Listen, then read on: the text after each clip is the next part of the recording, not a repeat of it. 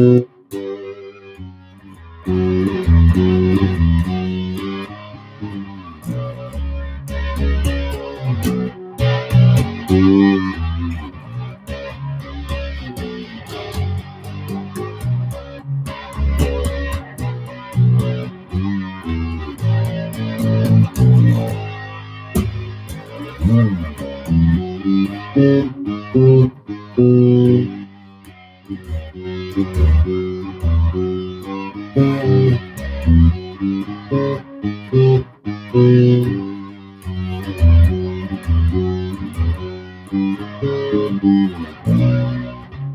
no guitar.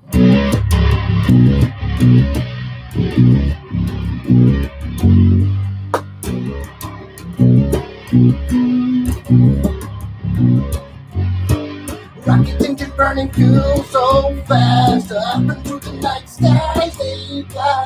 I've been back through the atmosphere, running through the clouds every.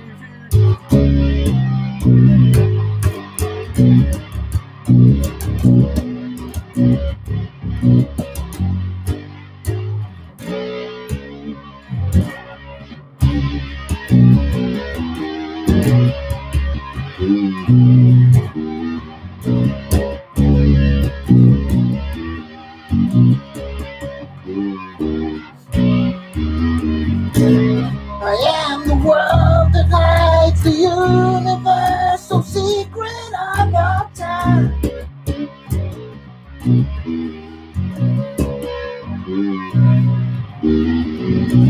Destruction of the empty spaces is my one and only crime.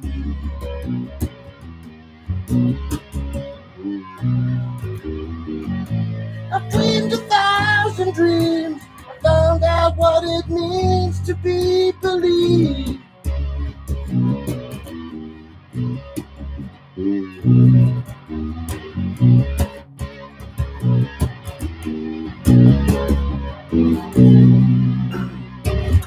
Hey YouTube, I started a wee bit early there because it kind of looked like my camera wasn't working, so I figured that rather than just wait for it and go for it, I figured I would just start a little bit early. So I'll try not to say anything interesting for the next time. When we got another 4 minutes, another 5 minutes. So I'll continue playing some Sabbath. But hey, David, Pontiac, Daniel, Pontiac again. Winding your bass bridge, right? 5 minutes. So like I said, it would start at 8, and I've kind of been a bit not started my bucket yet. What was it? Sabbath songs of the. This one has always annoyed me my whole life because you can't sing and play at the same time, even though it's a pure belter.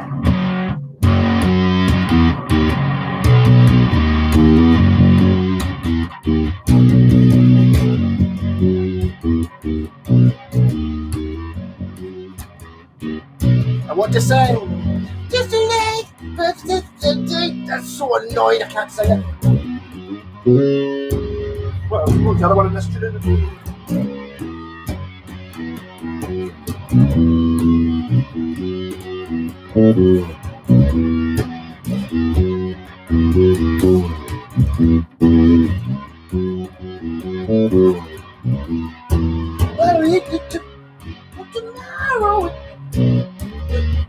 Tomorrow at daybreak, there's only but the pain in my heart, and only the sorrow and heartache. There's only let you know when I'm down.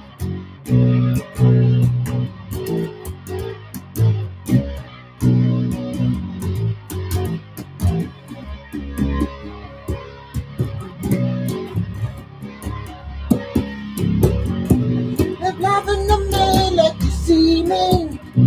There's only time the pain in my head. I like to get out without you. I'll only let you know when I'm dead. Hey, Cameron. A wee bit early, so I'll just fill him in with some Sabbath.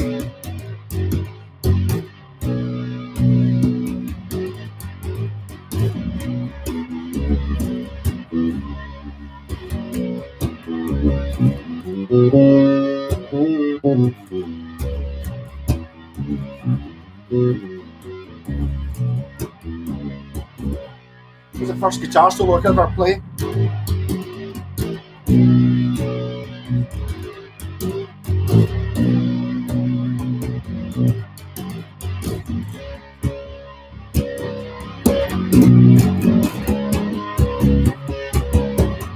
When the love in the man let you see me, the only little bit in my head. If I took the feeling without you, I only let you know when I'm dead. But that just fills my day. Time to go away. And then tomorrow's dream become reality. 2 minutes.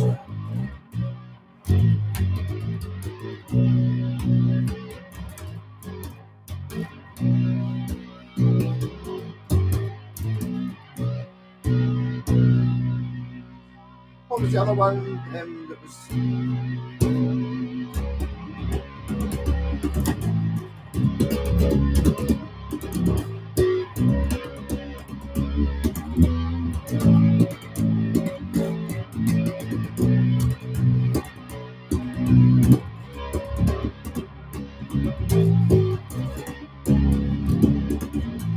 Thinking about tomorrow, it's just a thought today.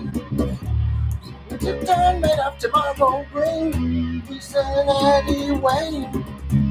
When we live inside the shadow of atomic fear, will they bring the price tag right on? Will they disappear? Yeah!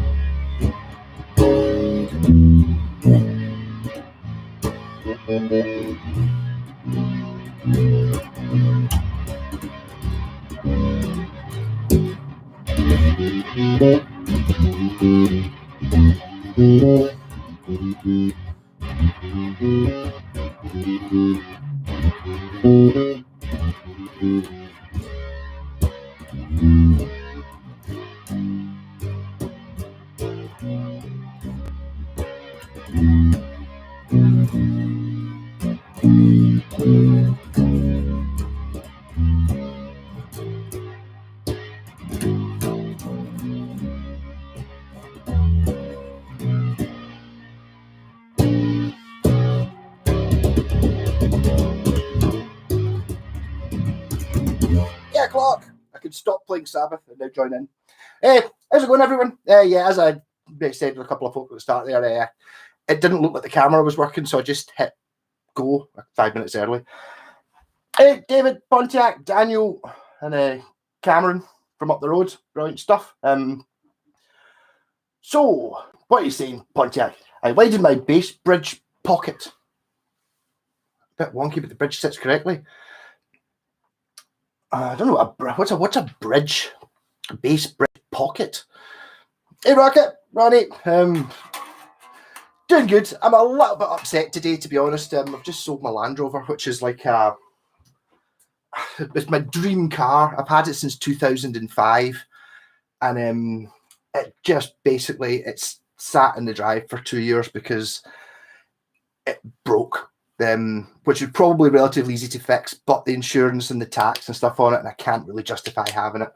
And every day I walk out past it and get a little bit upset because it's just sitting there rotting away. So someone came, the bin man this morning actually chapped my door, and him and his pal came round and they made me an offer, and I've just get rid of it. And then one day the dream will live again. Well, I will buy another Land Rover when I can afford to run it. So not talking about that anymore. So I might get a little bit pissed quite quickly. Right, so well done, Pontiac. You've put a bass bridge pocket. Does that mean you've like recessed the bridge into the guitar? Bit of walnut around the bridge to cover the wonky lines. It's always good to cover up things. I mean, things like scratch plates are normally quite good for that. I've got tons of this. Oh, this doesn't have it on it. Oh, this does.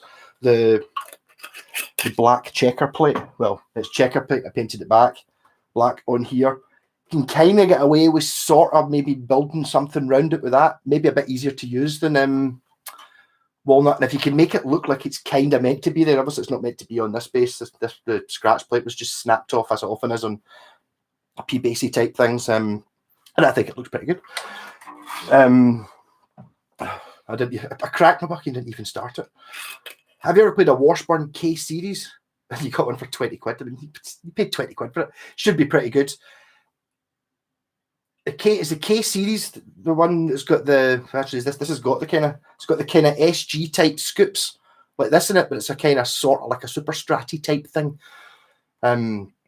Get one for 20 quid. I mean, what's wrong with it? Does it have a neck? Because I mean, if it doesn't have a neck, I would say, well, yeah, maybe not so good. A Vantage VS base. The Electric Caveman. I'm not sure what a Vantage VS base is. As a routed area under the bridge, like a pickup routing. Wow. I'm not sure of I've seen a few Vantage bases. But Daniel, you got a 20 quid super strat. It's a little bit, it's Korean. And I think the KCs kind of run, I think the higher the number, the better it is, sort of stuff. I don't know whether they're before what's the one that my pal Alan's got? I set up for him. Is there an MG series, which might be slightly after that? I think the KC might be. It doesn't say Chicago on it, does it? Yeah, I've never played one. I'm not really a super strat fan. My kind of interest starts to wane, sort of around about 87 when it came out. The cheaper Vantage bases, bought on neck. Does it kind of look a bit like a Washburn wingy type shape? I've seen a few of them, but I've never actually purchased one. I've also got someone was actually selling in, where was it? It was Europe somewhere. Holland, I think, was selling a Vantage Avenger base, which is the same purple sparkle flake as my Avenger guitar. It'd be a bolt on it, but it's actually not actually that dissimilar to this, but it was fantastic.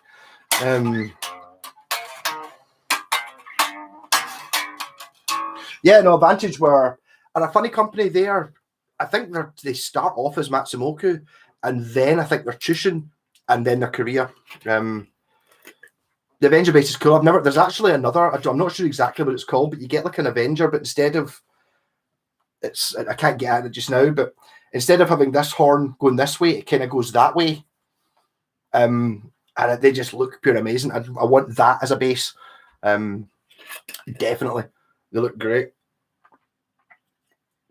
Matt's, I think there's Chushin in the middle there because I've got a Vantage. It's got a crap name. It's not Avenger. It's the same sort of thing. It's such a rubbish name that I actually used my wee Dymo labeler thing, which is what I was using in my when I was sort of shooting you in the. It doesn't give you very much time when you start the video. It's up here taking thumbnail and it's like, oh, so I just picked up that.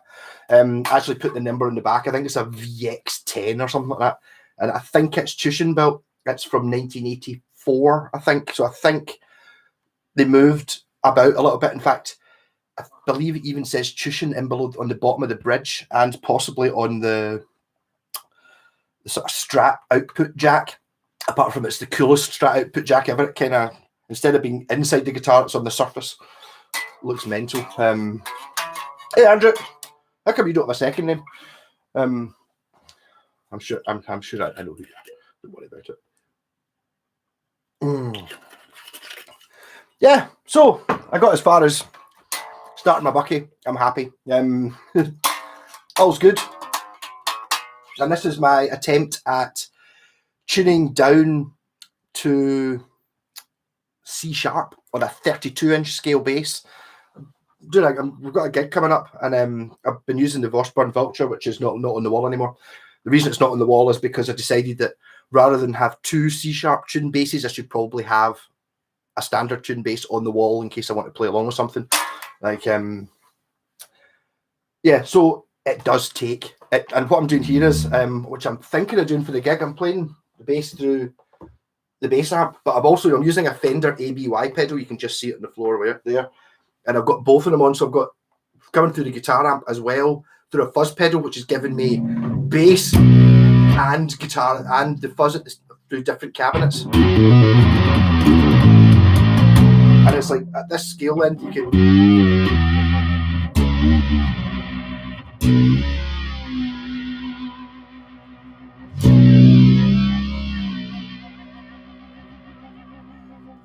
doing the start of Iron Man.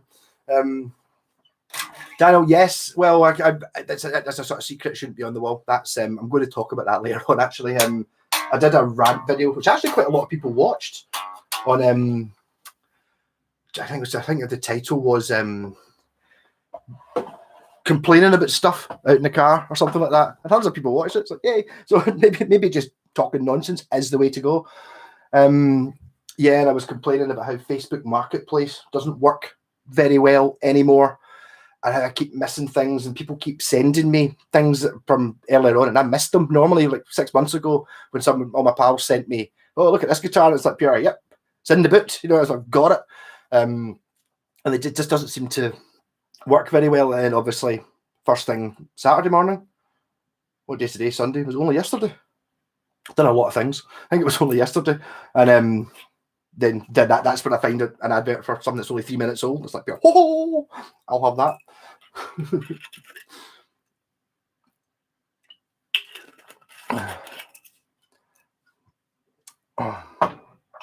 You know, when you pull a thread, you can't stop. Started working on the bridge, and my thin line copy couldn't remove every screw. Just yeah, I've been there. Really, the way to go is kind of just accept the fact that you really want to strip it right down to parts. And I'm talking about taking off the tuning pegs and cleaning them. You know, it only takes 5 minutes once you've decided that that's what you're going to do, and just making everything as good as you possibly can, and it just makes the whole guitar better. Every wee bit. It's actually a quote from James May, who people told me I used to wear a stripy rugby top all the time. Said I kind of look like James May. Not that much of an insult. He said he was talking about doing one of their Top Gear things, and he was saying he was trying to clean up an old banger of a car, and it's up here. What you got to do is just look at it, clean it, and then goes, "Is this as clean as it can be?" And it's like, if the answer is yes, move on. If it could be cleaner, keep going. And it's like, I've kind of got that mentality with most of my guitars, or all of them, and just make it, even though you look at it, go, it's not really that dirty. See, just cleaning it up just makes everything sparkle and looks much better. But yes, I have definitely started, when you sit there and go, oh, I'm just going to leave this, and then you end up just getting it right down to starts. Actually, the first guitar that I really did that to was the Falcon. It really stank of smoke when I got it.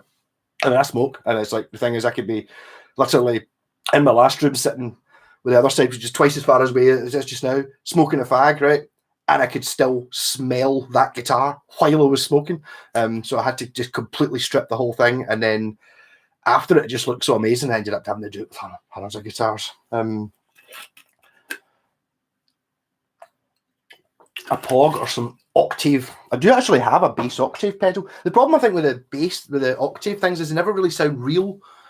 I always feel it's kind of got a sort of computery thing going on. It kind of sounds a little bit like my MIDI guitar. There's a triggering to it, and it's like a synthesizer-iness. It doesn't actually sound like a proper down-tuned. Well, maybe if I'm playing it on either one of the pedals, either one, that one. So it's bass. It never sounds as clean and as well like as that. It's always got a sort of let's do it. That's a technical term, of course. Might as well be two of them. Yeah. Borrowing the chap's away with the plasma pedal. It's actually, he put it on. I don't think he liked it. I think when he said, the guy, my pal Ian, bought it, and I saw it. I missed it by 5 minutes. He got it for a really good price. And I saw it, and it was like, oh, brilliant! I'm totally gonna buy that. And then I realised the reason I'd seen it is because my pal had commented on it, and the comment he'd made was PM'd. Yeah. So he got it, and then I was, messaging, going, ah, bastard! I wanted that. And like a couple of weeks later, or a week later, when he was getting he was in getting a guitar set up and a pickup changed, I think. So I'll give you a shot of it, and it's like, the reason is because he kind of didn't like it, and I did like it, but I was a bit scared of it, because it's got that vacuum tube thing in it, or whatever it is, the thing that makes it look like it's a, what are those things? I can't remember what those things are called. Actually, there's one thing in the living room, should have it through and have it sitting on top of it. Oh, the sound responsive plasma ball, I think they used to be called. I remember there being one in Doctor Who, Revelation of the Daleks. Not Revelation of the Daleks. Sylvester McCoy Dalek one, and it was like some sort of time warp thing, but it was basically just one of those ball things with a sphere in the middle and the light bulbs where you can put your hands on it and the lightning comes out and touches your fingers. I think I'm pretty sure I've got one of them through next door. And they became cheap about 2 years later, but at the Doctor Who time they were hundreds of pounds. I don't know Royal Blood, but I need to look them up, I suppose. Malco and the Falco. No. There you go. It's actually kind of part of the Malco thing was Falco wrote me Amadeus. I thought it's a cool name. That, and also the fact that I'm playing Zelda on the Game Boy, which is one of the first games I ever played. I put my name in as Malcolm, as usual. I didn't realise until it started there wasn't enough letters. So it just said Malco. Therefore it stuck. Yeah. Only change the electrics if they need changed. Don't be thinking that just because they're Chinese, they're rubbish. Especially if it's quite a new guitar. Maybe one of the things that, see if you're going to go on like a US tour for 6 months, I maybe probably wouldn't do that with Chinese pots and pickups. But if you're just talking about playing it in the house and it's not pure the end of the world, if it dies, then I would just keep them in it if they sound good. Most of the stuff's Chinese anyway, even if you buy it with a special brand on it. You know, it's like, oh, it's Fender branded. Yeah, it's still made in China. Same as anything else. Yeah, I'm getting tanked into the bucket. Quite enjoying it. Actually, I've got a wee half bottle of Magnum. I might go for a wee change that I started the other night. As soon as I started, I've really got to finish it, don't I? Is that my ARIA bass? Well, technically no, because that would imply I only had one ARIA bass. I've got more. It's an ARIA TSB Deluxe Standard. It's got a smooth joint. And I used to smoke weed, and obviously you want a smooth joint's always better. It's actually very similar neck-wise to my ZZB or ZZB, if you're American, which is like an Explorer thing, the one that I've talked about hundreds of times that I sold when I was 19 and I got back a couple of years ago, like the exact same bass. Just a very similar neck. It's a really cheap one. It's like the most basic bass they did, and it just works so well. It's so easy to play. That's kind of why I'm thinking about using it in the Black Sabbath band, just if it could have handled the tuning, just because it's so easy to play. It's like playing a guitar. 32-inch scale, so it's a little bit shorter. You know, normally it's 34, but it's not quite short scale. It's in the middle. And the neck on it is there's a point. I don't know if this is actually going to show up, but see when there's so many dents on the neck that you can't feel them anymore because it's just like rough cast. It's all, I mean, it's glossy. They're all the dents. None of them go through the gloss, but it's just so denty that if there was one of these dents on a normal guitar would be annoying because you keep feeling it, but there's so many. It doesn't help. This is the one with the fantastic, it's had a neck, the headstock split right down the middle through all the tuners, and the previous owner had screwed it in. Like that. I got this really cheap off my pal Scott. Cheers, Scott. He brought it over one time. Was I'm looking for it.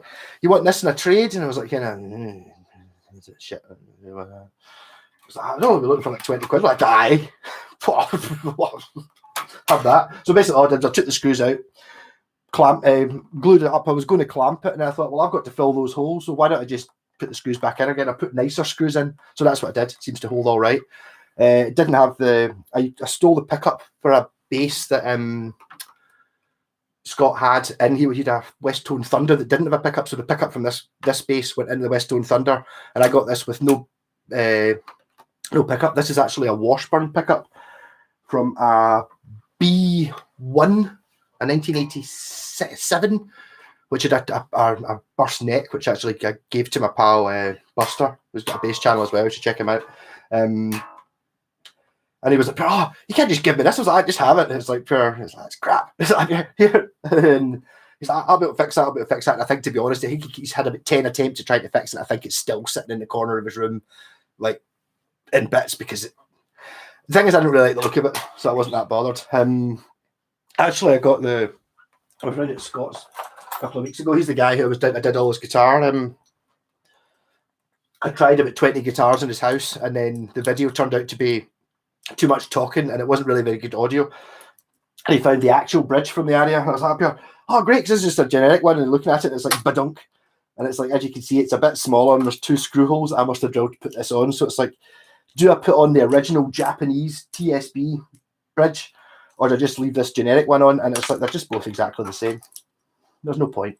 I didn't think. At least that was my thinking. And it didn't have a scratch, but this is my first attempt at using that checker plate stuff, and it's just great. Yeah. Other area bases, I've got that's Magnum there. The only place I can find it is on Amazon, and you have to buy, I think it's 7 bottles to get free postage. I think you get 7 bottles for 20 quid or something like that. It's only a wee tiny bottle, 200ml, 16.5%, tastes exactly like Benylin, apart from a little bit of a kick. Fantastic. Talking about area bases, so I've got this one, the black laser bass. There's the laser guitar. The bass is elsewhere. Basically, I bought the guitar because I really like the bass. I got that just out of the blue. Kind of looks a bit like Cliff Burton's from Metallica. It's got the same headstock. It's on the same page in the catalogue. It's got the same pickup, the same active system. It's a slightly different shape, and it's like 100th. Basically, I paid 100th of how much it costs to get the current Cliff Burton version. That's it, but it's really good. And then I've got a PB 1500, which is sort of like a Les Paul type shape. I've also got an Aria Rock device, which has got I need to look that out. I think it's still got its original strings on it. I actually bought strings for it about a year ago, and I've not got around to it yet. It's kind of like sort of maybe just like a P bass, but it's got 2 P bass pickups, as in. Well, if that's one, it's got 2 of them, and they're kind of at an angle, so it's got like one big, massive, muddy thing, and then a jazz bass pickup. It's really cool. Magnum is just it's a Jamaican tonic wine. My pal David, he's actually on tonight, gave me I was raving about it. I was like, what are you talking about? How can it be as good as Bucky? And he gave me a bottle. And I was like, I'll give you a couple of bottles. I was like, you can't give me a couple of bottles, and it's like the wee bottles like that. You're like, all right, okay, fair enough, a couple of bottles. I was thinking, couple of bottles, yay. It's like, but so basically give me half a bottle, but it was really nice. And I can't find it anywhere. Aria bases stuff. I think I might be out of them now. I think that might be all the Aria bases. So yes, it's one of my Aria bases. Possibly my favourite one. There's something about me when I get something that's really beat up and really cheap, and I can make it work. I like it better than if I just spent £500 on one. That makes sense. The plasma pedal was great fun. It was a £300 brand new. Yeah, I think it was about 150 second hand. I think even that was quite a good buy. That's kind of what my pal Ian paid for it. I remember looking them up, and they were like £300 new and about 275 second hand. And you're like, And as soon as I saw it on Anderton's or something, I thought, I want that. I need one of those things. And I don't care if it's £100. I'm going to buy it. It's like £300. No, because I was at the time thinking that £100 was like a pure super expensive pedal. Yeah. Oh, you retracted a. Do you know what I'm going to do here? This has been annoying me for the last week. Just bear with me a second. I'm going to change the batteries in this keyboard because I keep having to turn it on and off, and because I'm so cheap, it's like it just dies, and then I go, all right, then I turn it on and turn it off again, and it comes back on again, works for 30 seconds. So if I just put new batteries in it, then that means I don't have to. So what really upset me as well is I put Duracells on it, and they didn't seem to last very long. So don't expect me to scroll for the next. Try to do this for sorry, talk amongst yourselves.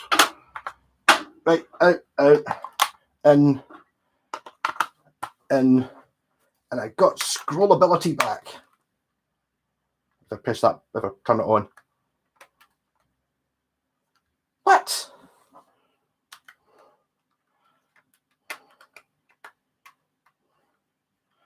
Did idiot boy just put one of the batteries in backwards? No. This could be an interesting stream. Are those batteries flat and I just bought them? Come on, Lidl.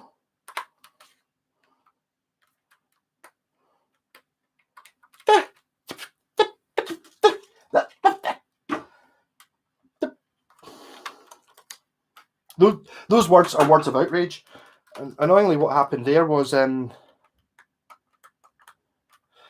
of these, the other. Oh, that's cool.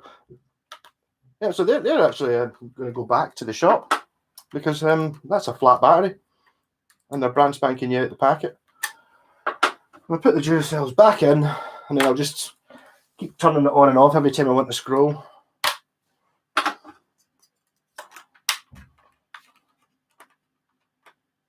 Right. Yay! I'm back. I don't think it's a guitar god by the name of Bob. I think, oh no, now I can scroll up and go back up a wee bit. I've got a wee bit ahead. I've got the yeah, actually. What's a magnum? I'm thinking about a clear picture from a thin line so you can see the wires and screws and stuff. Yes, maybe. Perspex is pretty difficult to use, just as a warning. A tele pickguard's not really that elaborate, I suppose, but it doesn't half split. So see when you're drilling the holes for putting the screws in and cutting out the pickup, be very careful not to just crack and split it. It's really annoying when that happens. I'm not sure if it would look good though. Just going by personal taste. I'm not sure. It is one of those crappy. It's the cheapest one I could find. It's a Vict Sing, which I've never read before ever. Wireless touch keyboard. I don't think it's Bluetooth though. It's got like a send and receive thing, like a thing you stick into the front of one of the USB ports. Maybe that is Bluetooth. Don't know. I mean, I'm not technically adept enough to know what Bluetooth really is. What's the worst damage I've ever done to a guitar apart from the one I smashed? It has to be, if we go back, I was working as a removals man, it must be 10 years. I probably had 10 to 15 guitars.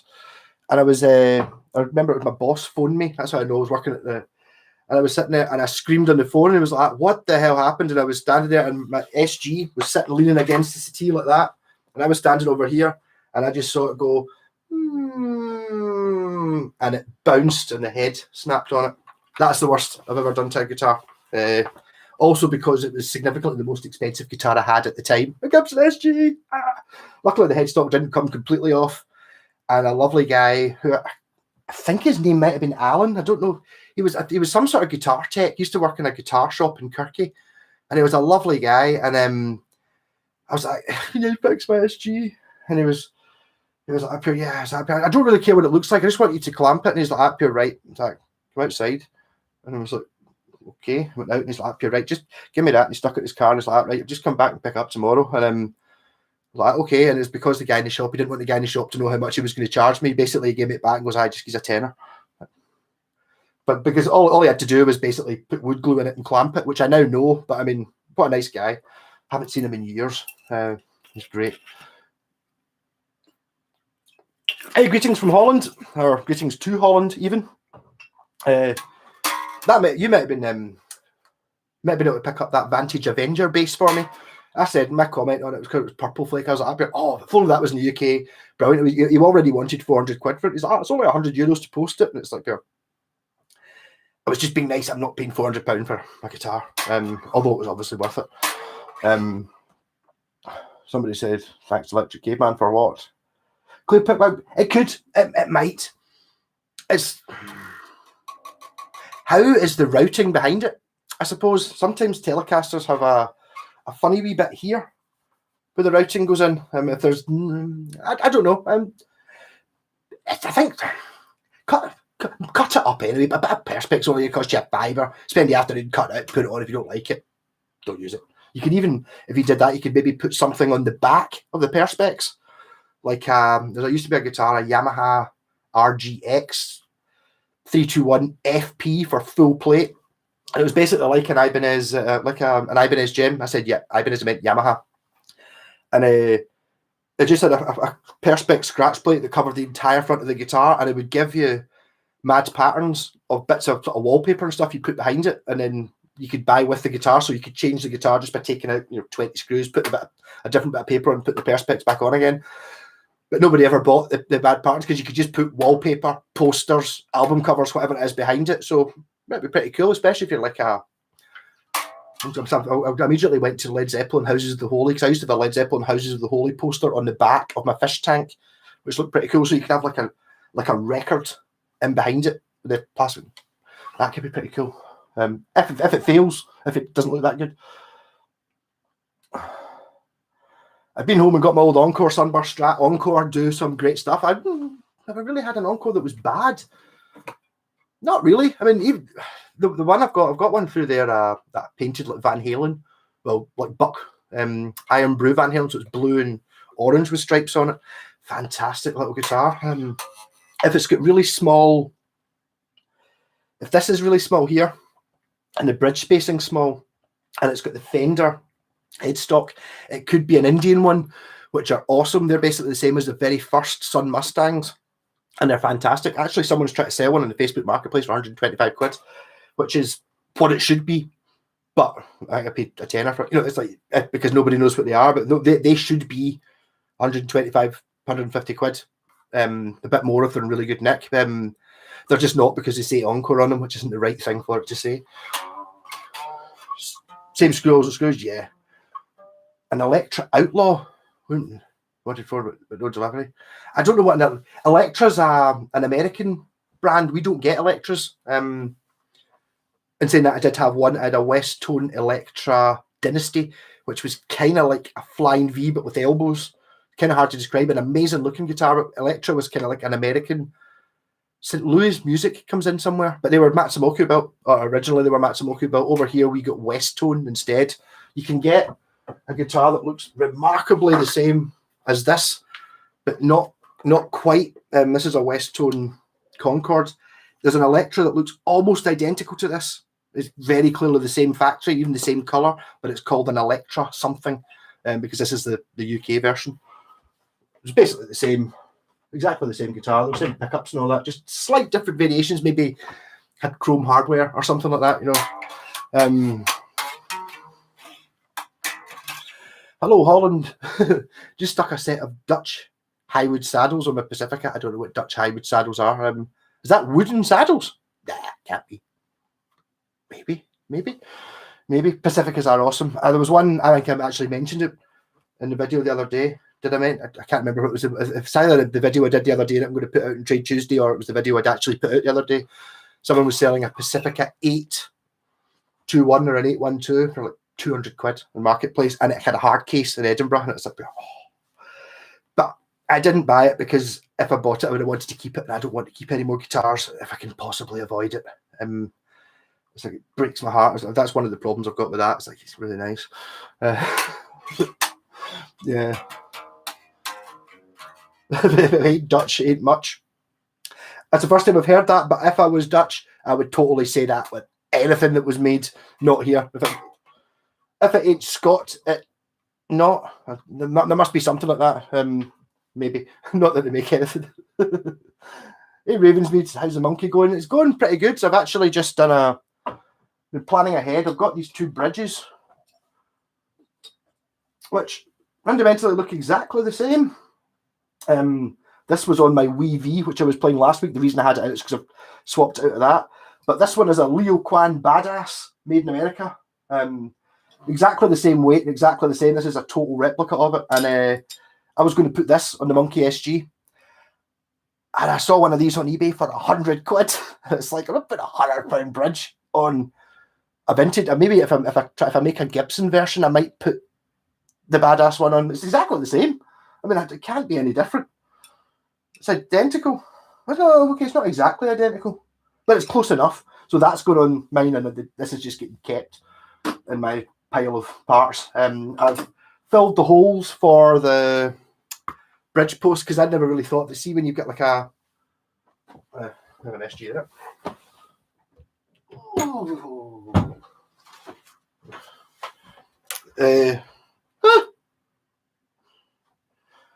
Yeah. So I'll buy new knobs for the SG scene. Is that one just split? Fantastic. Yeah, so the bridge posts here are much closer together than they are for the tailpiece. And these bridges are this width, not this width. So I filled the holes. And actually bought, I can't see them. I was going to make plastic washers, because the actual Tony Iommi one's got, I just bought a bag of washers, and it was like £1. Plastic washers to put in below that to hide the bits. So it's coming along. It's going to be awesome.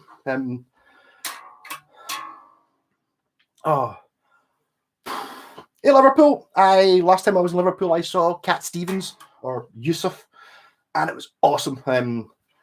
Didn't really get to see much of Liverpool. Did go for it. We kind of walked about over where the docks are. You know, the bit where is it Good Morning Britain had like a floating map. I think that was still there back then. Lovely place. Had a great time actually. Brilliant guy. My pal did a great bit of train surfing, because it was meant to be like 150 quid for the train ticket down, but see if you got a train to Preston and waited half an hour and then got another connecting train an hour, we ended up getting down for like 30 quid just by splitting the thing up.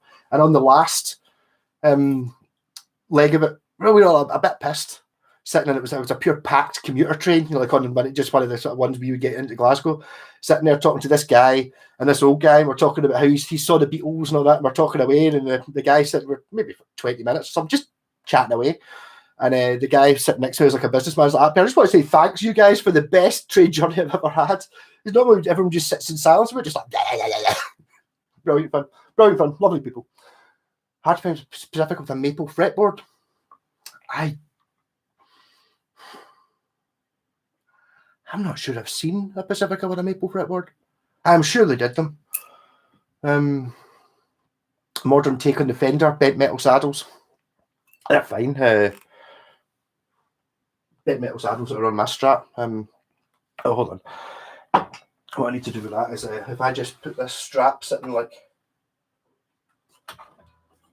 that, you can't see the horrendous damage on it. It looks like a £1,000 guitar. It's not one to hide it. There you go. Yeah, £1,000 photo flame guitar, not one with big chunks out that I got for peanuts. Discovered Scott Squad. Scott Squad, see when they're at the police station in Scott Squad, right? There's that behind them. You can see like a thing for a Sainsbury's supermarket. That's in Kirky. That is like 2 miles from here. I actually walked past it in the video where I walked to. There's one where Malcolm I went and picked up my car for its MOT. I actually walked past that police station. I think it might actually even be in the video, even though I don't point it out. So there you go. It was kind of all right. It wasn't. Some of it was funny. Some of it was a bit kind of I don't know. But it's pretty funny. It's like.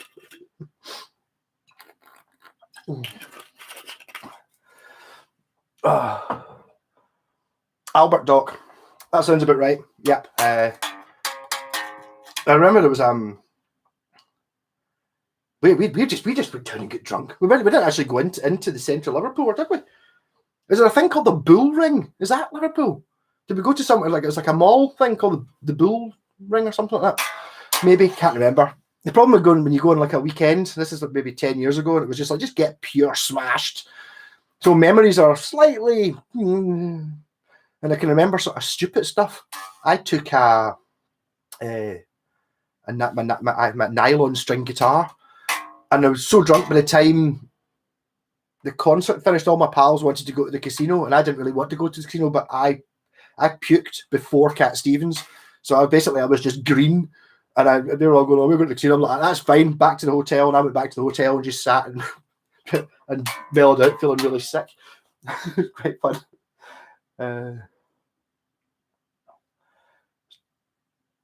So I've got that lag jet you did. Oh, is that the one? The lag jet? That's the one that I put in another crazy wiring system. I put a Telecaster pickup in it. And that might have been the first ever 3-way on-off-on switch I used. I can't remember exactly what I did, but I remember doing it. That was a fantastic little guitar. A really thin neck. It kind of, to me, it felt like an Ibanez RG. It was like really like a pure speed thing, but it kind of didn't look like one. It looked a bit more French, a bit more sort of maybe kind of in the direction of a sort of Revelation, that kind of direction. A smashing guitar though. Yeah.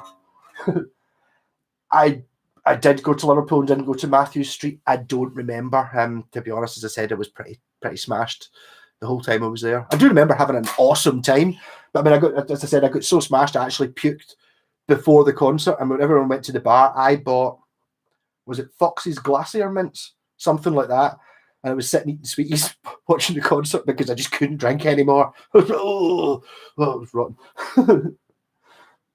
I acquired a guitar I've been looking for a few years now, a PV Rockmaster Marvel Deadpool. Oh, it's signed. I was going to say £2,000. My pal is in the Anthrax, which is Scotland's only Anthrax tribute band. He's got one. I don't think it's a Captain Marvel. It's Spider-Man or something. I assume it's the same thing. It's kind of like a single humbucker job. He uses it in that. It's seemed pretty good. 125 sounds about right. I mean, I think they're pretty good guitars. Is it not basically? Is it the same as the one I made into a puke caster? Oh, it must have a flat edge, a bound top though. If it's got a graphic on it, that should be good. Bull Ringers in Birmingham. Yes, that was when I went to see Manowar again. That was only 6 months apart. Manowar and Cat Stevens. Yes, two very well. All the same folk went to both. It was like 6 of us or something like that. Yes, Bull Ringers in Birmingham. Birmingham. That was a bizarre weekend. I'll talk about that sometime. Everything was just so close. We kind of got off the train, steaming, obviously, and then it was like, let's go to this pub, and it was like, that's the pub that Black Sabbath and Robert Plant used to play in, and then there was a record shop, a kebab shop. We went round in below a sort of roundabout thing, came up, and then there was the venue, which was the ABC, I think, or the O2 something, and then the hotel was about another 200 yards away. So it's like got all these things within half a mile of. No, didn't do any walking. That was a mental gig because I think we were only away from Kirky for something like 16 hours or 18 hours or something. And that involved getting drunk on the train, going down, going in, seeing the concert, staying the night, in the morning, I get a kebab after the concert, going in, getting records in the morning, going back, and then coming back up again. We were only away for 16 hours. It was amazing. Bullring student accommodation. I don't know if it was. I'm getting caught. Get caught. Telecaster Stratton humbucker in it.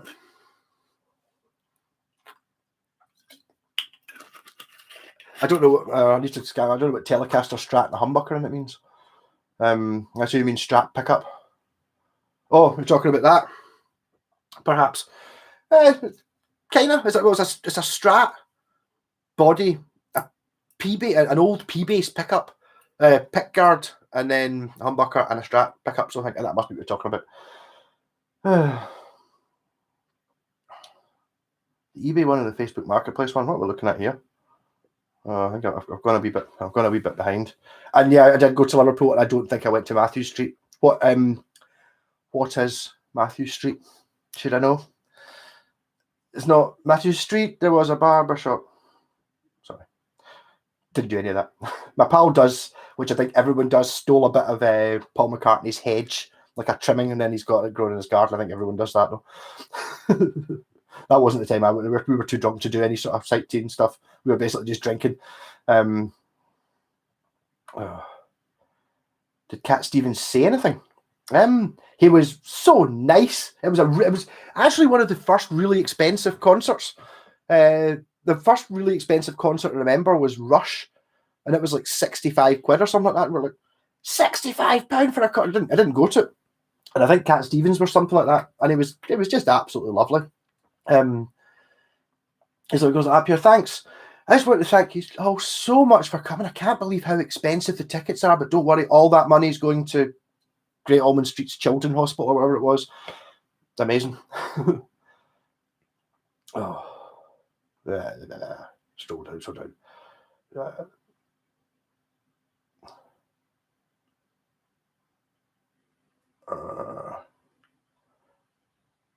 All right, Matthew Street is where the cavern is. No, as I said, literally, we just went down for the drinking. So we kind of went from the train station to the big arena thing, and then we had to walk back past the docks and stuff to get to the. I'd imagine it was a Holiday Inn Express or something like that. We stayed in, and then the walk back. I don't think we went anywhere else because we were too drunk on the way there and too hungover for the way back. Unfortunately, it's like, yeah, great. Anthrax, seen him a few times by accident each time. Great fun. Yeah, no, one of my best pal Alan plays the guitar. I think play a different guitar. You probably saw a guitar that I put pickups in if you saw Anthrax. Anthrax are one that I really don't know very much about. They kind of passed me by a little bit. I did see a thing that I think it was a singer or one of the guitarists had a birthday 6 months ago, and the other guys had obviously chipped in and got like one of these video message things from the singer in Anthrax. And it's like, you're expecting, 2 minutes of pure, yeah, how's it going? And the singer in Anthrax was such a lovely guy. He's like, wow, there's an Anthrax tribute band in Glasgow. That's brilliant. And he basically just talked for an hour. So he's a top guy. Whoever they are, he was just talking about all the things that he's just like, I don't know, kind of doing what I'm doing just now. It's so nice to see. And he's like, obviously didn't let the fame go to his head. And he was like, saying he was pure humbled by the fact there's folk actually doing the tribute thing. Because I think he said he used to be in a tribute band to, I don't know, I can't remember. I think he might have said the Stones, would that be right? Or Led Zeppelin or something. Cottage pie for tea. I've had my dinner. I wasn't actually that hungry, but there's stuff you can get if you've got a Home Bargains near you. Sorry, America, I don't think you'll have this. It's called Punjab Chole. Yeah, and it's like you get it in a sort of a colostomy bag type thing that you microwave for 2 minutes. It's basically chickpeas in curry sauce, and you have that and like one of your microwave rice things. I think it's about $120 or something for your dinner, and it's just really good. We can do that. I think I put some mince and some chilies in it just to widen it out, but it's really great alcohol absorbing stuff. So I don't get too pissed again. Hey Jeff, running late tonight, picked up a Revelation Strat. Entwistle definitely knows a thing or two about pickups. Yes, I've had a few of them. You think you might actually have spent Entwistle right? Because John Entwistle doesn't have an H in his whistle. He's whistle, not whistle. Yes, I think, is Alan Entwistle not the guy who designed my Badger guitar? I think he's kind of like, Alan Entwistle's one of these folk that's kind of a bit like Trevor Wilkinson, where he gets hired in by these guitar companies. I don't know whether he's actually part of it to just sort out the design. So you end up with guitars that are just really well designed. They're not, they're quite fair price, but it's like they don't have any major flaws. It's like they're just, you kind of get these guitars. And it's like, how do I get the, what would I do to mod it? And there's not really anything you can do because it's already perfect. All right, okay, yes. Sorry, Colin, I'm getting mixed up. I'll blame it on the Bucky and the Moonlight and the dancing. The jet like a Telecaster, Strat, and humbucker. Yes, I think the point was that I was trying to make with all the major types of pickup in it. I think that was the idea. It did silly things. I can't remember. Hey Jess, I remembered about you yesterday, the day before. I'm going to send you that bass neck that I couldn't do anything with. I just haven't done it yet. I had a wee look for a box and I couldn't find one immediately, so I kind of gave up. But I will send you it. Also, Andrew, I will send you a pickup. It's here. It's in this box bag. I just haven't bothered doing it yet. All it really involves me doing is writing your address on it and sticking some stamps on it. Not difficult. I haven't bothered doing it yet. I'm sorry. Keep getting sidetracked. Do I write songs? I did a solo album a few years ago, which I've now obviously I couldn't release to the public because it was awful. But I'm in a band, Cranking House, playing guitar, and I'm writing kind of half the songs riff wise, kind of coming in with the idea. And I've got a great singer, Pat, who likes writing words and putting vocal melodies in, so it's great. That's the hard bit. So I can just come in with my Sabbathy type riffs, and he sings over them, and it's like, woo! So yes, I should have something, and we should have something recorded in the next 3 months. I would have thought we'll have a proper gig. I'm going to try and, once, because we've been off for a year, basically both that and the Sabbath band, I record everything on the GoPro when we're in the studio, but because we haven't been playing for a year, I kind of figured after we've been back for like a month or something, we're going to be an awful lot better, and I'll be able to put something up and get it, for general public to see. Good. Anthrax love Glasgow. Possibly, yes. I don't know. I need to go and see them. I remember going into, it was like a record shop on the high street in Glasgow, and there was sometimes you're in a record shop, they've got like a record player so you can listen to things, and there was an Anthrax 12-inch single. I was like, I stick this on just to see what they sound like, and it was hideous. But I think it was some sort of rap thing. I think it was like, it wasn't Run DMC featuring Anthrax, but it was something like that. And I was like, I didn't like it. Maybe I would now if I heard it again. That's really the only thing. I think one of the problems with Anthrax is I've probably never seen a record for £1. Like when I was at uni, like instead of going to uni, I used to go and look in record shops and buy thousands of records for £1. Like literally, I've probably got 1,000 records that cost £1 each. I'd never saw an Anthrax one. Maybe that's because they were good. Punjab Choli, a fellow fan. Punjab Choli's rocking. I mean, I think you can. I think it's probably just a standard thing. Just the one you get in Home Bargains, you get it in a black box. It's brilliant. Yeah, so I think I've actually caught up with the chat. 55 minutes in, doing okay. I'll have a wee scan back, and I might even play something. I do have a bit of a rant to go on that I'm about drunk enough to do yet. The soundtrack to Harold and Maude, I don't know it.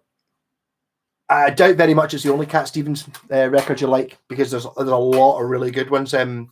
Cat Stevens' greatest hits is just chock-a-block. Matthew and Son, but never get running, Peace Train, and brilliant. I'm currently sitting playing a C-sharp tuned bass, so not really able to rattle off.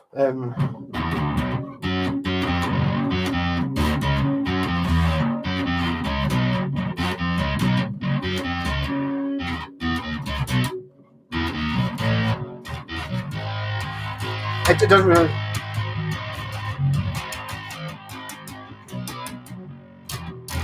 Yeah, I can't play Cat Stevens on a down-tuned, distorted bass. I'm sure there's one I could play. I'm sure I could. I'm sure I could. Yeah. So what I'm not talking about tonight, but I will mention it, is that guitar on the wall, which a couple of you have already guessed what it is. There was a thing this morning on Facebook when I got up, and someone had put one up for sale. Looked very similar. It wasn't that one. It was the same colour. It was a slightly newer one. It's a different colour pickguard. And at the price it kind of should have been. You know, it was like £200 you wanted, or £250, which if you look on eBay complete listings, that's what they go for. And the first comment was, mate, I saw one of them for £50 yesterday. And then it was like, pure, oh, I tell you, that was £60. Put the ad up, and the guy's like, pure, yeah, thanks. And then it was just a big spiel about this guy who was pure so up himself.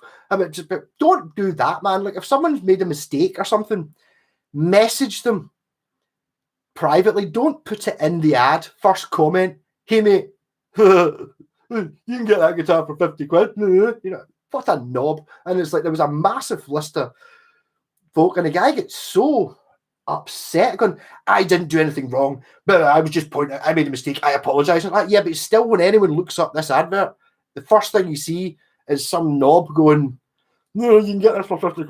You know, it's just like, if the guy's overpriced it, even if he had, which, to be fair, the guy hadn't, he put it on what they go for on eBay, which is fine. That one just happened to be ridiculously cheap. Hence why I caught the advert with, like, I think it was 3 minutes to go. It had only been on for 3 minutes. It was at 9 o'clock in the morning on a Saturday, and I drove to Troon, which is my Trade Tuesday. Trade Tuesday's back on again. That was because I did that rant about how bad Facebook Marketplace was, and then suddenly it rewards me for ranting. So there's a video for that, which will be fun. But I just want to say, it's just like, go to no do that. Go to no, like, comment on someone's thing, because I mean, obviously you might be able to see it cheaper. And it's like you see that with anything. If I put a guitar up for, you put up an Epiphone Les Paul for £150, that's perfectly reasonable. But yes, I have seen Epiphone Les Pauls for £50. I'm not going to comment on it to say, well, mate, I got one for £50. And you're trying to sell it for £150. You're like, don't. You know what I mean? So occasionally you do get something where someone's genuinely made a mistake. You know, it's like pure it's like, Epiphone SG £1,150, and it's that pure, I think you made a mistake there. I think it's maybe they put an extra digit in, or they just got it wrong, or they're on sale. And occasionally you get folk who are selling, like, a guitar bought brand new last week, cost £500, selling it for £450, something like that. And then you get probably the same guy. Hey mate, no way, that's worth £450. You can get a new one for £500. And you're just like, Get a life, eh? Don't do that. Don't do that. I mean, the thing is, it says in the advert, I bought this 2 weeks ago for 500 quid, selling it now for 450. It's like, so I mean, maybe I don't think you'll get that for it, but it's not my place to point in, and you maybe send it in a private message if you really, really feel that strongly about it. But yeah, so rant over. I got quite annoyed. I was quite pleased that I wasn't involved in that exchange this morning. My pal Ronnie did actually. My other pal Ronnie, not the pal who's on here, just tagged me. It was just like Pierre said Malcolm, and then a wee shocked face, and I was like, oh, no way, it's the same one that I bought yesterday for a third of the price. And then all this shitstorm started, and you're just like, oh, come on. Thankfully, one of the admins jumped in and just basically silenced the whole conversation, which is fair enough. I think sometimes the admins are a little bit harsh on that site, but he did a good job. Yes, I don't think there's anything to be gained from that. I mean, I did put a comment in just saying, yeah, so like 60 quid or something, whatever it was. Yeah, it sold in 3 minutes. I really don't see the point in this. Sometimes I hate the internet. It's like, and then it was just like, I'll say what I want. Really.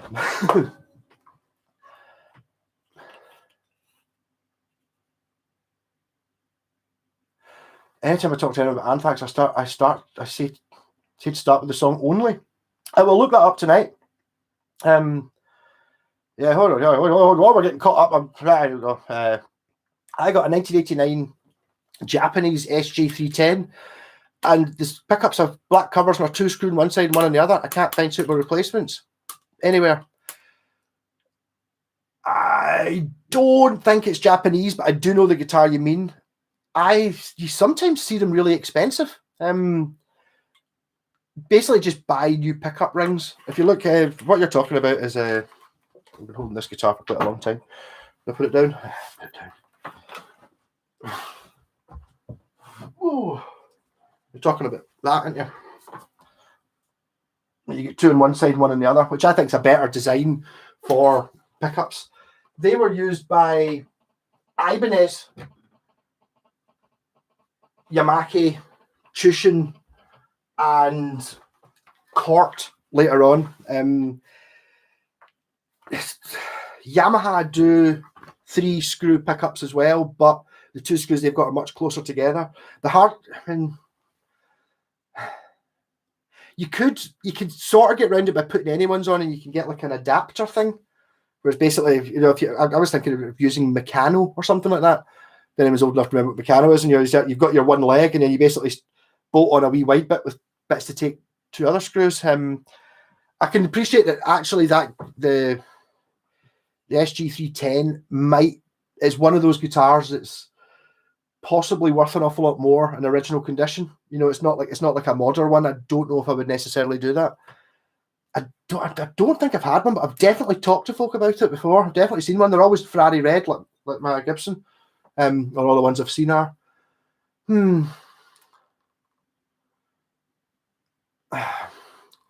I don't know. I mean, suggestion-wise, you kind of don't want to drill because it's got a full faceplate, doesn't it?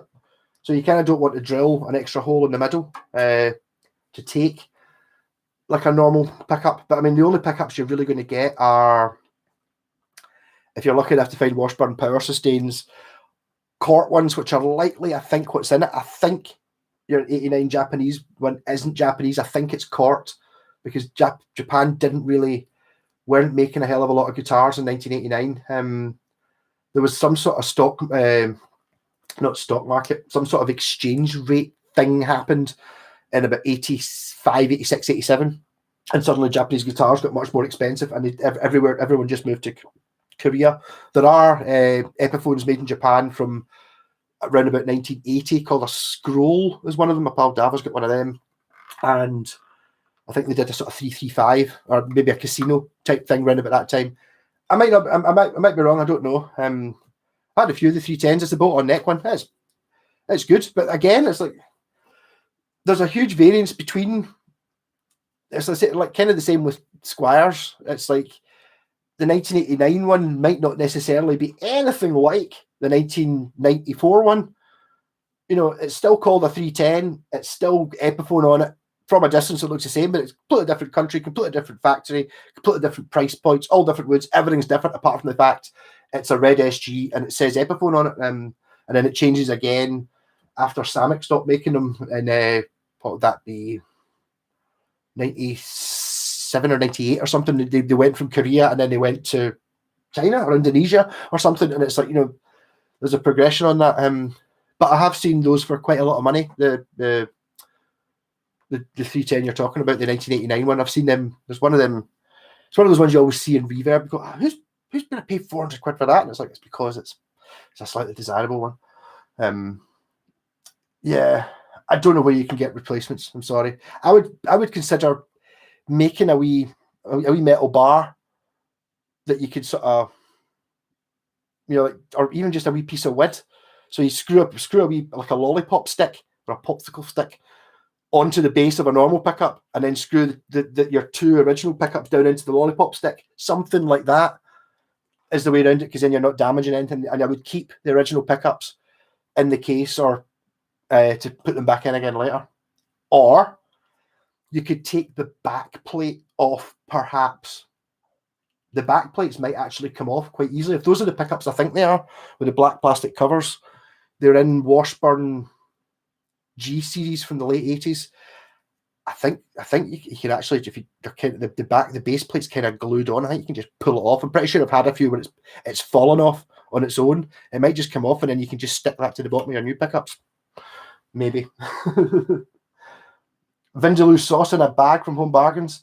I went through the problem with the Vindaloo sauce is, though, you need to put something in it. But yes, I went through a really hot phase of thinking I can take any amount of heat, and I bought a Vindaloo sauce and it was absolutely amazing. But you need chicken, whereas the Punjab chole already has chickpeas in it. So you just microwave the rice, stick them together, give it a stir, yum yum, done. Whereas with just the sauce. Aphrodite's Child, the Four Horsemen. I know that one. That is a Demi Roussos, I believe, was in that band as like a sort of Greek, Italian, whatever it is, sort of psychedelic pop band. The reason I know that is because my pal's a big Oasis fan, which is like that's probably one of the reasons I hate them so much. And it's one of Noel Gallagher's favourite songs is that. And it's like, I'd imagine there's probably an Oasis song that's an exact copy of it, because if it's one of his favourite songs, he'll have gone, I want to write a song like that. So he's got the sheet music and then he's gone, right, I'll just play the chords backwards, bang, and then change the rhythm to be dung, dung, ga dung, dung. Oasis song, fantastic. Well done. I usually message folk that I've underpriced the guitar. Oh, no, I never do that. So it's you that does that? No. No, I don't know. I would never haggle. I mentioned this when I go down and get it. There's a point I could have haggled with that and got it for less, because the thing with a guitar like that is they only were like 100 quid or 120 quid new 15 years ago. So you're sitting there thinking, unless you follow these things, you don't realise that they're worth twice as much now as they were when they were new. So I mean, as long as he gets what he was wanting for it, I mean, that's the haggly thing. I just kind of, I'll not haggle if I'm getting a good buy at all. I don't haggle on principle. I will haggle if I go to look at a guitar that's worth 150 quid and it is kind of worth 150 quid, and then you get there and the pickup doesn't work or there's a tuner missing or something. I will haggle then, but I'll not haggle if the guitar's worth 300 quid and they want 150 for it. It's like, that's fine. I would pay more. What goes around comes around. Karma. It's like, you got to be that way. Also, I'd never ever always try to be so not ripping anyone off while selling guitars, because these can come back and bite you. So I'll always sell any guitar you buy off me is whether I'm right or not, is what I reckon is less than what it should be, basically. Ugh. Don't let the whackers get you down. No, they don't get me down, because I felt a little bit disaffected. I would have been annoyed if it was me, though. I would have just pulled the ad. I mean, obviously, that could happen with any guitar you've got. I could put this up. Okay, this is a bad example. Okay, no, that's a bad example as well. What's a guitar that's got a set price to it? None of them do. They're all stupid. I don't have any normal guitars, so it's like they're really really obvious. Yeah. Yeah, yes, it's definitely Japanese, only produced for 2 years. Yes, it could be. Yes, I just don't know. 89. I don't know. Does it say made in? Do you know what factory it's made in? I thought it would be Korean, but it's possible. There was Japan for a couple of years, and then they went to Samick. I don't know. Lamb mince in it. Yeah, I don't know. I don't think I've ever actually tried lamb mince. I never bought it. I just buy. Maybe Lidl doesn't sell it. The thing is, I'm sitting here and it's like I've got a Lidl that's like 2 minutes by car away. So everywhere, if I have to go anywhere, I have to drive past Lidl. So I just tend to go to Lidl because it's much easier than driving for 2 minutes getting to Lidl, or driving for 2 minutes driving past Lidl, then driving for another 15 minutes to get somewhere else. It's like just go to Lidl and buy whatever they've got. Also, I like the fact it's got the Scottish flag on most of the stuff, so I'll buy that. It's got the jack on it. Put it back. Do you like eating chopsticks and a fried egg? I'm beginning to wonder if my webcam was accidentally on the other night. Yes, I do. I do use chopsticks, and I did put a fried egg on my noodles just the other day because I got. Sometimes you just see eggs and you go, yeah, gonna buy eggs today. So I bought eggs, and it's like actually on the picture of the packet of the noodles I like, it's got a fried egg on the noodles and the sort of serving suggestion. So I occasionally do that. But yeah, chopsticks are great. My girlfriend's really not impressed with the fact I can use chopsticks because obviously everyone in Taiwan and China uses chopsticks, but we don't. I just found it. They're dead handy, and it's pretty cool. It's like one of those things that if it was a lot of effort to use them, I would maybe not have bothered. But I was on a stag weekend in Amsterdam, and we went to a big, massive Chinese restaurant that was on a boat, and it was chopsticks. I was like, I'm going to try and use chopsticks, and I could use them. So it's great. It gives you time because you can spend, even when you're starting off, you can spend a couple of minutes getting the first mouthful. You put that in your mouth, and then you can spend the whole time you are chewing getting hold of the next bit. So you get plenty of time. Gives you something to do as well. Fantastic. I don't know if I would necessarily say, unless someone's selling something pure ridiculous, it's a pure old woman phoning up and saying you've underpriced something. I wouldn't do that. I'd kind of keep my nose out of somebody else's business, sort of thing. I have had that before. I think somebody maybe have done that, and it's like, I bought a guitar. It happens in Gumtree quite often. I bought a Washburn Force 8 bass, and it was I saw it. It was 50 quid or somebody wanted for it, 60 quid. I was up here. Yep, I'll take this. Brilliant. You're in Falkirk. Brilliant. When's good to pick it up? I can come just now. I was up here. Oh, be back at 6 o'clock tonight. This is about lunchtime. So okay, see you at 6 o'clock, and then got a message back at 5:30. There's something wrong with it, and then the following day it was up at 100 quid, and then the day after that, and then when I saw 100 quid, I was like, right, the guy's obviously a knob. He's done the handshake thing, trying to sell it to me, and then backed out, and then he sold it for 100 quid, and then somebody obviously bought that, and then the following day it was in a different location. I think it was Bonnybridge for 200 quid, and you're just like, man, it's like terrible. Who was the first guitar player that got your attention? Oh no, it's not very cool, is it? It's got to be Hank Marvin. Sorry, I think when I got my first ever cassette Walkman, even though it wasn't a Walkman, it was just like a cheapy one. I looked through my dad's old tapes, and he had Beach Boys 20 Golden Greats and Shadows 20 Golden Greats on the other side, and I listened to that tape forever, and I knew Hank Marvin. So it's Hank Marvin.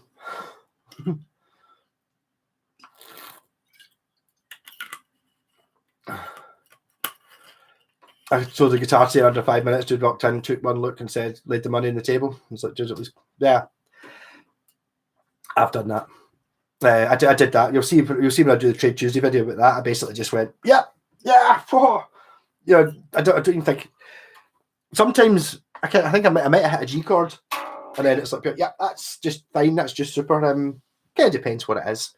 The thing is, because I'm been a wee bit sneaky when I'm doing the electrics thing, because you'll obviously get a fair amount of money off the guitar if you plug it in and the output jack doesn't work. That one's not tightened up, and it's my bass, so I need to do that. Because that could cost quite a lot of money if you don't know what you're doing. But I mean, for me, it's nothing because I'll just resolder it, tighten it up, you know. And the same thing, like basically anything electrical, I can fix for nothing unless it's got pure obscure pickups or something. But 90% of guitars don't, and you know, it's like a P bass pickup's a P bass pickup, and it's just a volume pot, a tone pot. I've got these things, but yeah, I've done that. I also find that I think I generally, most folk don't try the guitars I buy, I sell. Really, I think there's a little bit of people have a wee bit of a fear of playing in front of folk, I think. And I suppose the ones I sell have always got a video. So it's like, you know, you're buying a guitar, oh, it doesn't work. And it's like, well, did you? I saw it in the video of you blasting away on it for 10 minutes with with a backing track, doing all sorts of stuff. So you kind of know that it works. So it's a kind of funny thing. It kind of depends what it is.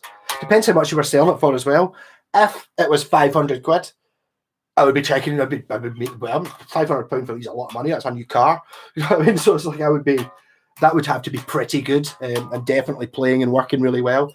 And definitely be as advertised for that. But if it's 50 quid, especially even if it's like I have to occasionally pick up guitars at like 10, 20 quid, and it's like, really? What are you expecting for that? So I generally wouldn't even bother trying it. Maybe have a wee look down the neck to make sure the neck's not twisted. But there's certain ones I wouldn't even bother looking at. I wouldn't even bother really looking at the Japanese ones, because a lot of them have 3-piece necks, and they don't twist. That's why they've got 3-piece necks. It's a much better design than having a 1-piece, or a back piece with a. This is actually a 1-piece neck. Yeah?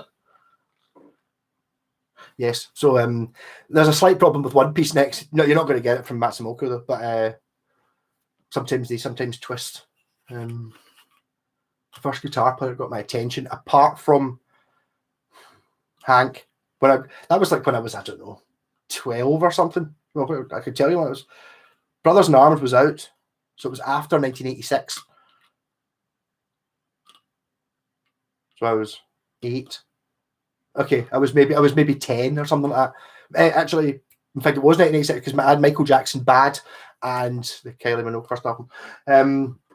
Were one of the 2 first tapes I ever bought. I used to listen to Bad, but I had no idea who the guitar player was. Stuff like that.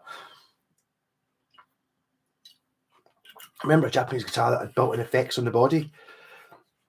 I think there's Electras that you get that have kind of got a sound module. I've never seen them over here, but I'm pretty sure I've seen Scott Grove talking about them.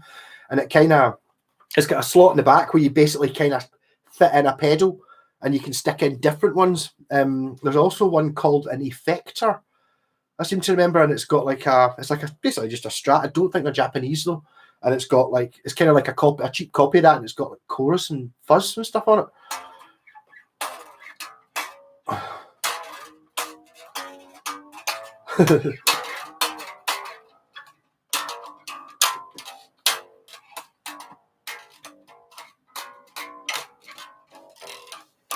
Yeah, last time I was on I have to admit I did partake a little bit in some cafe culture. Kind of went a bit mad. I'm not used to it, so it was like kind of, there's maybe something. I think maybe you maybe get a bit immune. The thing actually I found out that when I'm into any one of these places, it's like there is a point where you can just be too stoned.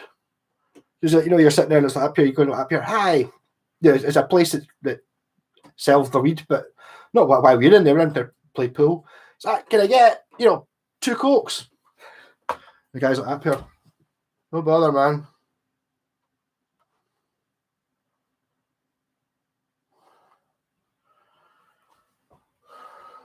And you're just standing like up here. Wow. No, you don't get people quite as stoned as that normally. It's just like super 10 minutes for a guy to hand you that bottle. It's like, oh, I've got to walk all the way over there. What am I doing? Oh, it's like this. This? Like, yeah.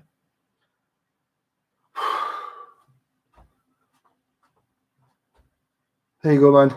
Up here. Right, cool. How much is that? €2. Trying to find change. It's like, I hope I've got €2 coins. I don't have to give him a 10 and wait for change for 10 minutes. Yeah, so there is a point. They're ever in Bridgeton area again. Where?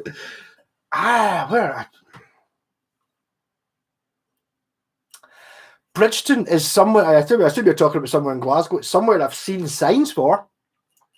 I don't know where I've seen signs for it though. That's really bad, isn't it? I mean, if you're assuming you're in Glasgow, so you're within 5 or 6 miles of me right now. And I just don't know where Bridgeton is. Yeah. The problem is I've got it's doing this. I did it especially during when the COVID restrictions were on. It was like you weren't really allowed to go anywhere. I was very careful about trying to do as many things at once. I kind of got round going to see my pal Alan, who's in the Anthrax band, a couple of times because his work is like 5 minutes, less than half a mile away from Asda. So I could go and drop a guitar off and then go to Asda and have justified to myself. I suppose legally I could probably still get done, but I still got to go to Asda to get food. So I need to buy food. So it's a necessary journey and just trying to get things sort of fit there. I drove past your house in one of your videos. Oh, basically what you want to do is like, just hang out your window all the time and look for a black panda with me in it and then get like a megaphone and I might see you. I don't know. I probably did drive past your house. I don't know. What's up with your Epiphone Carina Explorer? Is it an electrical issue? Because electrical issues are easy. I can definitely sort them. It's when it comes to something else, it's like, well, it could be there's multiple things that can be wrong. It has that caravan number. Hey, perhaps. Which one would that be? Would that be in the Land of Green Pink, perhaps, or? Fresher, straighter guitars have the onboard effects. You could be very right. Yes, I've actually got a fresher neck, Les Paul neck on one of mine. So, but the only fresher I've ever seen, again, I think fresher might be more of, I know they're Japanese, but I think they might necessarily be a bit more of an American imported them or something, because I have not seen very many, unless they're really expensive. Can I play normally in D's or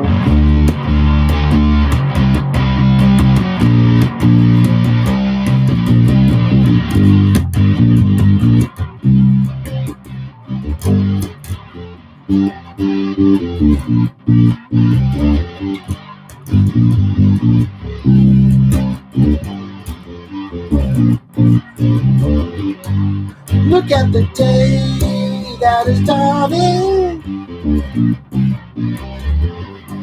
but we're about to breathe too much time.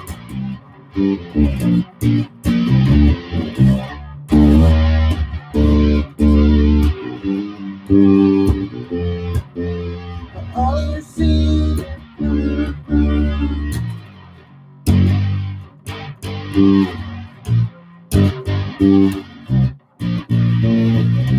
I'd have a much better chance if I was playing not on a C sharp tuned bass. I used to actually be in a Caravan tribute band and we used to play not quite all of that album. We didn't play Love to Love You apart from when we were having a laugh, which you should have played because I now love that song. But I used to sing Winter Wine, actually. Again, it was in C sharp, so we're Winter Wine.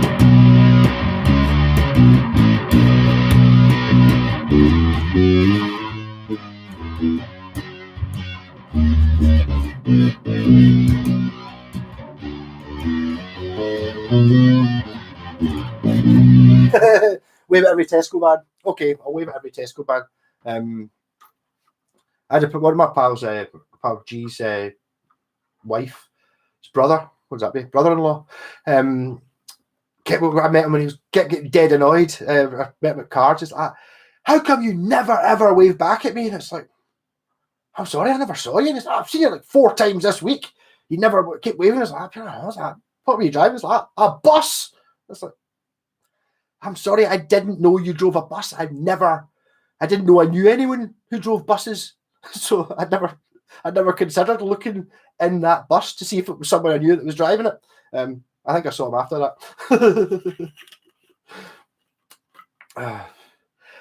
Yeah, that's pretty easy to do. Guitar god by the name of Bob, changing a pot. That's simple. So where is Bridgeton then? Bridgeton. Name somewhere near it that I'm thinking of. If I drove past it, I must know where it is. It's probably one of those places I drove through, but because I've never stopped, never found it. I might actually. The chances of this being in tune are nothing. But I'll give it a go. It's going to be. As soon as you ask me for, that's the first time I've played any of these stuff. I used to be able to play the whole album, so you'd thought some of it would fit anywhere. Or maybe a bit less of the. Bear with me 2 seconds. I've not played this bass enough.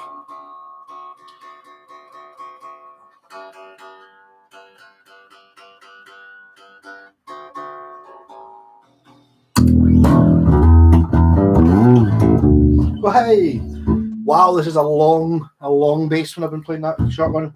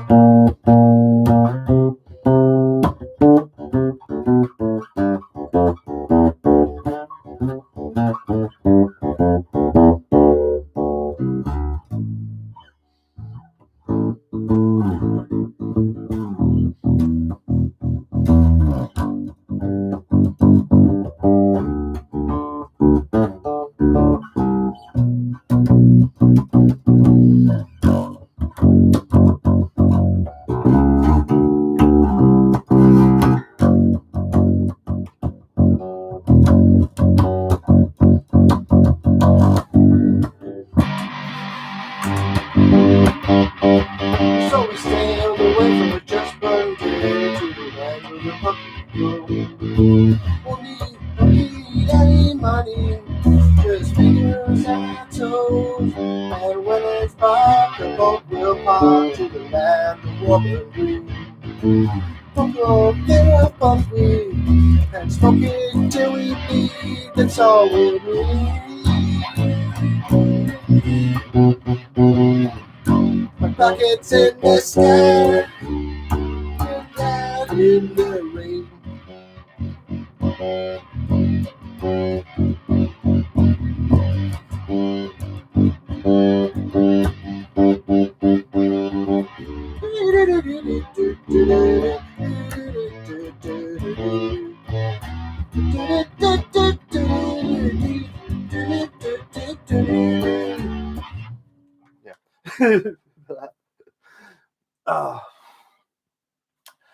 Between Parkhead, Barras, and Glasgow Green.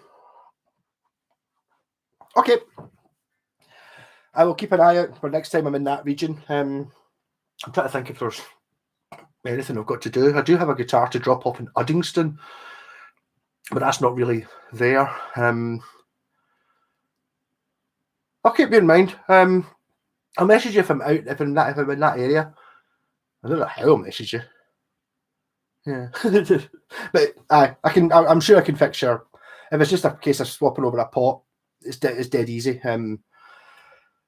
If I was probably quite clever with it, I could probably just pop in with the spare pot and solder it in and just charge it like a bottle of bucky or something. If it comes to that, it's a bit difficult to organise. I don't want to commit to anything. If it works, if it fits nicely, then it sounds fun. Yeah. Oh, can I do any Supertramp? I'm tempted. I'm a little bit drunk, but if I was a little bit more on pure, I'm trying to think if I could. Obviously, I know Breakfast in America, the album, and I know Crime of the Century, but I don't know how I would work it in.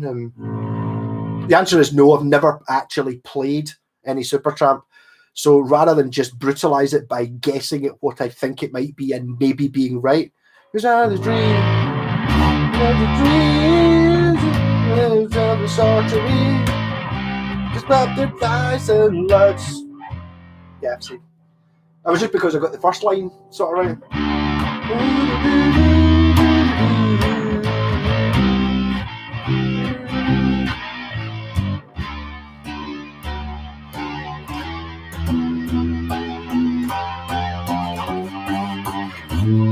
Then for the bits I don't know, just make it up.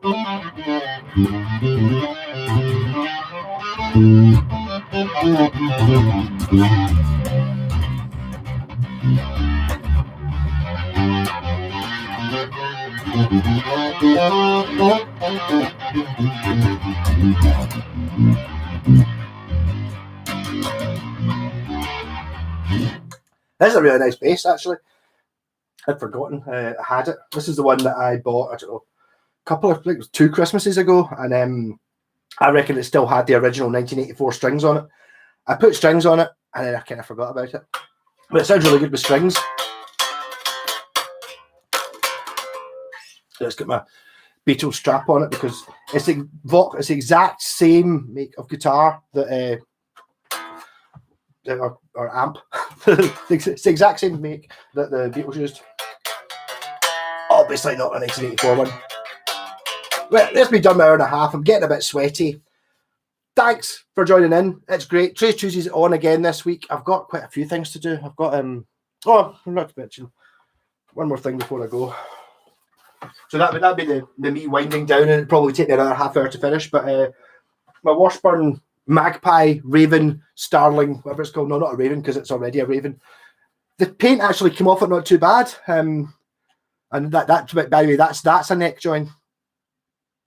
Yeah.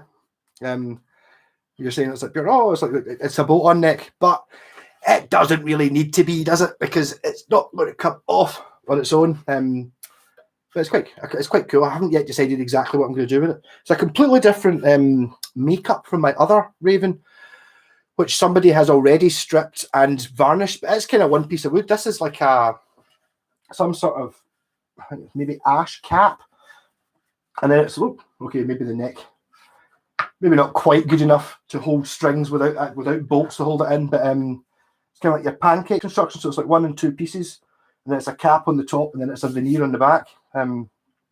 Also, if your name is J Downs, you bought this the 18th to the 12th, 82. It's always nice to get a little bit of history. So maybe someone will have, assuming it wasn't the guy I bought the guitar off, he's probably going to go, yeah, I just sold it. But this one someone had started sanding it. And to be honest, I think they used some sort of paint stripper to get it off. And they'd kind of done the front a little bit. And then the sides were just, and I was thinking, oh God, it's going to be a pure nightmare to do. And it came off really easily. So either the paint stripper or the Nitro Morse took years to properly crystallize and made it dead easy to come off, or they had rubbish sandpaper. Because I was like pure going, I'm going to be at this all day. And it's like pure, actually, it's coming off. It's coming off. It's like, yay. Brilliant. So this one's getting P90s. I'm going to be a bit sneaky and draw around the John Birch official pickup rings, which I'm putting on my Tony Iommi, my Monkey SG. So I'll just make them a tread plate or something like that, but I'll draw around it so it's exactly the same size. So 2 P90s. Not decided really on the bridge or the wiring or the colour or the name or any of that. It's kind of going to the back of the queue because I've got some more guitars to do as well. Someone's actually contacted me this week and wanted me to wire another Yamaha RGX A2, which is the sort of spaceshipy looking one that I put lights in. I'm just picking this up because in case you haven't seen it. This is a Westone Concorde, which is lovely. It's got this cool thing on it. If you see any Westones, they're no longer cheap. If it was 2 or 3 years ago, I would say the best guitar you can get at about 100 to 150 quid. Now they cost an awful lot more than that because people are starting to cotton onto it. But these better than that SG that was like 700 quid I was playing the other day with the mini humbuckers. It's a better built guitar, not as cool as the SG. Doesn't have the mini humbuckers, but it's a better built guitar because that's what you're looking at.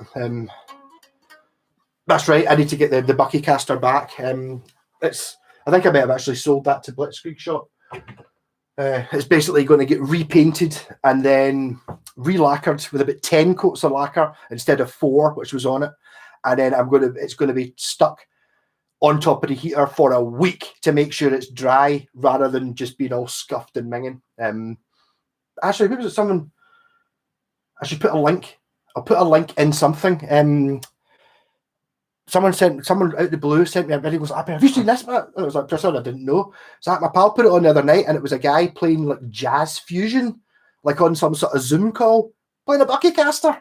I don't even know which one it was. It was definitely one of mine, though, because I don't think anyone else is stupid enough to make a Bucky caster. But it had it was like a Strat with 5 pickups in it or something like that, and it was like he was playing basically jazz fusion. I don't even know what he was doing. No idea. But it was mental, and I felt a little bit of pride in that. It was rocking some, obviously having 20 sounds or whatever, and I'm just thinking, it's great. You can do a sort of. I only think about it in what I can do with it. There's another one as well. The guy Jack, who's in a band, Disposable from Stirling. He did a podcast of some sort where he was running through some of his old songs, and he was playing just on my Bucky caster, and it was like. He was giving it pure shred metal, and it's like, wow. It's like, oh, not only was it a Strat, it was a Bucky Strat, and he was kind of obviously using the ability that it had, like the triple bucker and stuff like that, so he was actually finding a use for it, which wasn't really what I was thinking. And it's just great to see that guitars you've got being used for things that it does it, just because I can't play it or fully understand what it is you're doing. I still appreciate that it's brilliant. Right, so rock on, everyone. Thanks very much. Loving doing this. I've got halfway through my bucket. It's not too bad. Oh, I've had one up your watch here. I think, look at that. I'm not going to be spending half an hour with the lighter fluid getting this label off. This is only going to take me 2 minutes with the lighter fluid. So more Bucky casters on the way. I really like the way that Bucky have maybe changed the type of glue they use, and these labels are actually going to come off. Maybe. Things you don't want to pick it in case it rips. Rock on, everyone. Thanks very much, and I'll catch you all later. Nope. Not quite yet. That's right. I need to go to Lidl and get rid of the. You could be a guest. I don't know how to do that. I've talked about it before. Like, I don't know. How do you do like the Zooming? I don't know. See, I'm just technologically not good enough to do any of this. I mean, to be honest, I was totally amazed that the first live stream worked. I kind of turned it on. And it was like, hey. And it was like, within about 10 minutes, there was a couple of folk watchers. Like, hello. Brilliant. Then started comments. Like, wow, technology's blown away. Don't know how to do it. I'm afraid. Don't know. Right. Thanks very much. I've now got this back on again, and I can now leave, and I can now say, rock on, stay safe, have a smashing time. I'll see you during the week, and I'll be ready for drinking again next Sunday. I can't really be ready for drinking already, so I've still got a week to go. But hey, I might do that. Catch you later, man.